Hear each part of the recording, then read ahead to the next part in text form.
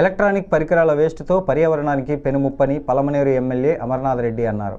చిత్తూరు జిల్లా పలమనేరు పురపాలక సంఘ కార్యాలయంలో జరిగిన స్వర్ణాంధ్ర స్వచ్ఛాంధ్ర కార్యక్రమంలో ఎమ్మెల్యే పాల్గొన్నారు. ఈ సందర్భంగా స్వర్ణాంధ్ర స్వచ్ఛ దివాస్ కార్యక్రమంపై అవగాహన కల్పిస్తూ నిర్వహించిన ర్యాలీని ఎమ్మెల్యే జెండా ఊపి ప్రారంభించారు.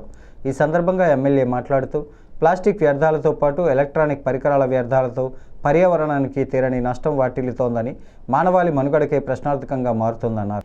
ఈ కార్యక్రమంలో municipal commissioner N V Ramanareddy, MEPMA city mission manager బాబా, టీడీపీ నాయకులు ఆర్బీసీ కుట్టి, గిరిబాబు, సుబ్రహ్మణ్యం గౌడ్, నాగరాజు, ఖాజాఫీర్, చాంద్ బాషా, కుమార్, లోకేష్, ఆచారి, నదీం, సురేష్, మురళి, చందు తదితరులు ఉన్నారు.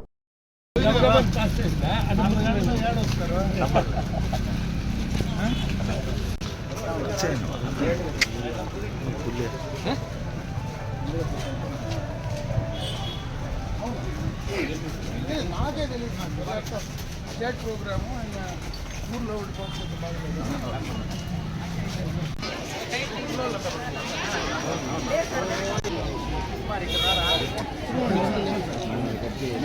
మీ ప్రెసిడెంట్ రాలేదు.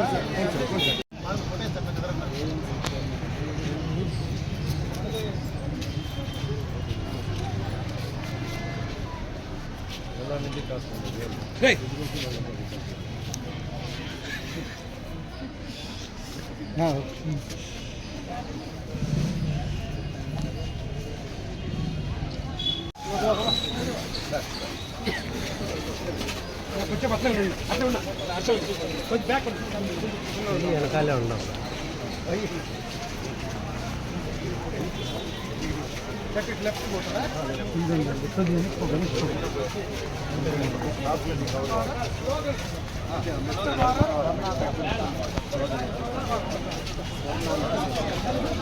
ఎట్లా పెట్టి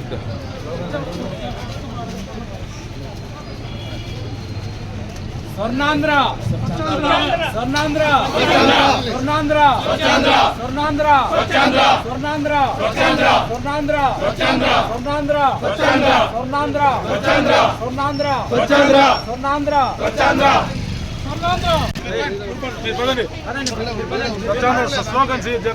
పురపాలక సంఘ పరిధిలో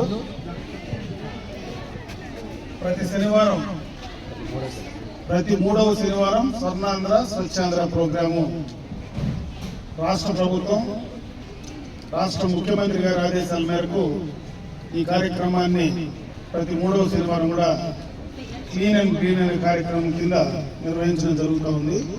ఈ శనివారం ప్రత్యేకంగా ఈ వేస్ట్ ఏదైతే ఎలక్ట్రానిక్ వేస్ట్ ఉందో దాన్ని పూర్తిగా కూడా సేకరించి ఆ వ్యర్థాలు ఏదైతే ఉన్నాయో వాటిని రీసైకిల్ చేసేటువంటి కార్యక్రమం పైన ప్రత్యేకమైనటువంటి దృష్టి పెట్టడం జరుగుతూ ఉంది.